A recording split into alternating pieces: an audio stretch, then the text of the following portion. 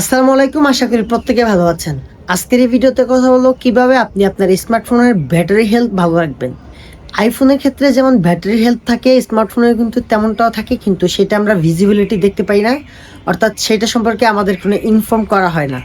তাই দেখা যায় অনেক সময় স্মার্টফোনের ব্যাটারির ক্ষেত্রে আমরা অনেকেই অনেক অসচেতন থাকি। তো স্মার্টফোনের ব্যাটারি যদি আপনি খুব সহজে এটা হেলথ নষ্ট করে ফেলেন, সেক্ষেত্রে আপনার ফোনের যে ব্যাটারি এক্সপিরিয়েন্স সেটা কিন্তু অবশ্যই কমে যাবে।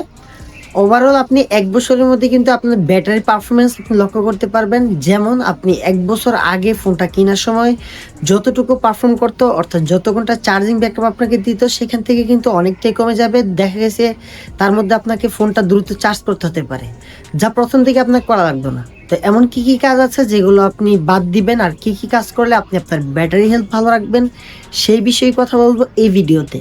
চ্যানেলে নতুন হলে সাবস্ক্রাইব করুন, নিত্য নতুন টেক ও ইনফরমেটিভ ভিডিও পেতে সাপোর্ট করুন।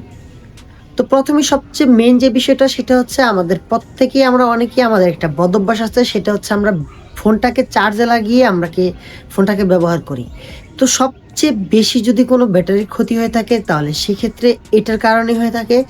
এই ফোনটা চার্জে লাগিয়ে ব্যাটারি যখন আপনি ব্যবহার করবেন, তখন এর চেয়ে বড় ব্যাটারির জন্য খারাপ কোনো কিছুই মানে এখন পর্যন্ত মনে হচ্ছে না, যার মাধ্যমে আপনার ব্যাটারি হেলথ নষ্ট হতে পারে। যদি আপনি এই কাজটা করেন তাহলে আপনার ২ টা ক্ষতি হবে। সেটা হচ্ছে আপনার ব্যাটারি হেলথ কমে যাবে, আপনার ব্যাটারি পারফরম্যান্স কমে যাবে। দেন আপনার কিন্তু অনেক শারীরিকভাবে আপনি ক্ষতিগ্রস্ত হতে পারেন, অথবা ওভারহিটিং এর কারণে যেকোনো সময় কিন্তু একদম একটা বড় ধরনের দুর্ঘটনা ঘটে যেতে পারে। যদিও খুবই রেয়ার, বর্তমানে টেকনোলজির ক্ষেত্রে এই বিষয়টা খুব রেয়ার দুর্ঘটনার ক্ষেত্রে। কিন্তু দুর্ঘটনা ছাড়াও যে সমস্ত ক্ষতিগুলো আছে সেগুলো কিন্তু আপনি এড়িয়ে চলতে পারবেন না। ব্যাটারি হেলথ অবশ্যই কমে যাবে। সেই সাথে আপনার আপনার যে একটা শারীরিকভাবে আপনি একটু মানে ক্ষতিগ্রস্ত হবেন, সেটা আপনি ফিল করতেও পারেন, নাও করতে পারেন। একটা সময় কিন্তু এটা আপনাকে উপলব্ধি করতে হবে। আপনারা কখনোই স্মার্টফোন চার্জে লাগিয়ে স্মার্টফোন ব্যবহার করবেন না, একদমই না। যেটা আপনাদের জন্য একদম স্মার্টফোনের জন্য নিষিদ্ধ করা একটা প্রক্রিয়া।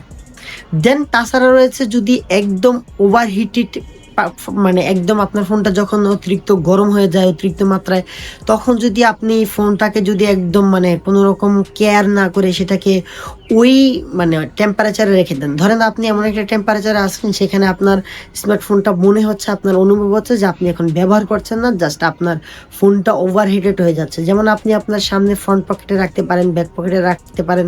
সেক্ষেত্রে আপনি অনুভব করছেন যে অযথা কোনো না কোনো কারণে আপনার ফোনটা ওভারহিটেড হয়ে যাচ্ছে একটা টেম্পারেচারের কারণে। সেক্ষেত্রে কিন্তু আপনি চাইলে স্মার্টফোনটাকে পকেট থেকে বের করে আপনার হাতে রাখতে পারেন, অথবা আলো বাতাস বা একটু খোলামেলা ওয়েদারে আপনি রাখলে আপনার ফোনটা আস্তে আস্তে কুল হয়ে যাবে। সেক্ষেত্রে কিন্তু আপনার ব্যাটারি হেলথটা নষ্ট হবে না।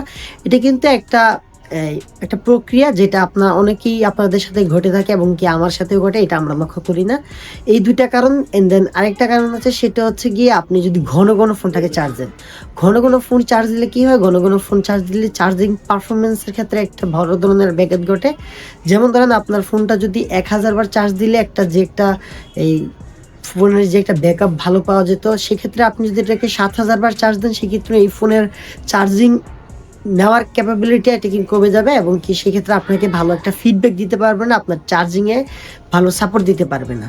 মোদ্দা কথা, এই ৩টি কাজ থেকে আপনি মূলত এড়িয়ে চললে আপনার ফোনের ব্যাটারি ব্যাকআপ খুবই ভালো থাকবে, আপনার ফোনের ব্যাটারি পারফরমেন্স আপনাকে স্যাটিসফাই রাখবে, যেমনটা আপনি মানে ফোনটাকে নতুন কেনার সময় আপনি পেয়েছিলেন, এবং সেটাকে দীর্ঘদিন আপনি স্টেবল করতে পারবেন। তাছাড়া আপনি যদি, আবারও বললাম, যদি এই সমস্ত কাজগুলো করে থাকেন, অথবা আপনি যদি এগুলোতে নজর না দেন, তাহলে ১ থেকে ২ মাস অথবা ৩ মাস পরে আপনি আপনার ফোনের আস্তে আস্তে ব্যাটারির যে পারফরমেন্স সেটা হারিয়ে ফেলতে শুরু করবে। ১ বছরের মধ্যে আপনার ফোনে মনেই হবে যে আগের মতো চার্জ থাকছে না, আগের মতো আপনার ফোনে ভালো ব্যাটারি ব্যাকআপ থাকছে না। সেই ক্ষেত্রে কিন্তু আপনি যখন অডিও কলে কথা বলবেন সেই ক্ষেত্রে, অথবা আপনি যখন ভিডিও দেখবেন, অথবা আপনি যখন ধরেন কোনো একটা একদম হাই পারফরমেন্স সেকশনে কোনো কাজ করবেন, আপনার ব্যাটারি দ্রুত ডাউন হয়ে যাবে।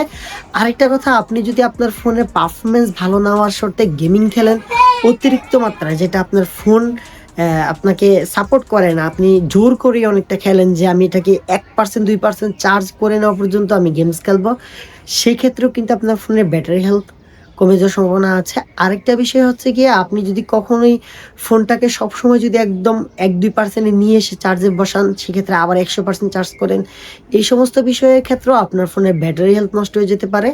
এখন কথা হচ্ছে আপনি যদি চান আপনার ফোনে যখন ৮০% অথবা 85% চার্জ ফুল হয়ে যাবে, তখন আপনি চাইলে ব্যাটারি চার্জ থেকে রিমুভ করে নিতে পারেন। দেন আপনার ফোনে যখন 20% বা 25% চার্জ হবে, সেক্ষেত্রে কিন্তু আপনার ফোনটাকে আবার চার্জে বসাতে পারেন।